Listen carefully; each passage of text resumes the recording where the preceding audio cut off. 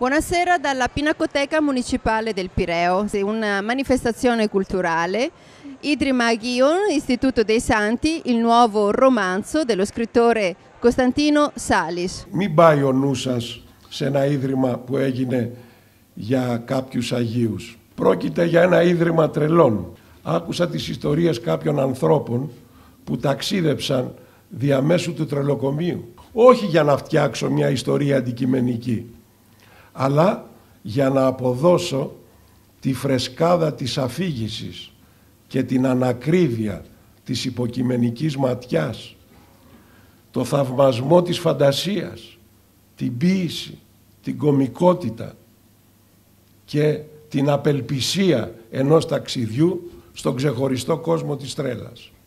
Είναι η ιστορία ενός τρελού. Δεν χρειάζεται να κάθεσαι να τα πιστεύεις όλα. Εγώ είμαι ο Βασίλης που γεννήθηκα τη δεκαετία του 60. Τα μυθικά χρόνια του 60. Κανείς δεν ήθελε να γεννηθεί τη δεκαετία του 60, γιατί αν γεννιώσουσες εκείνα τα χρόνια σε υποχρέωνα να είσαι κι εσύ μυθικός. Όποιος έζησε μέχρι σήμερα είδε αυτά που ο καθένας θα μπορούσε να δει. Τα σκυλιά στο διάστημα.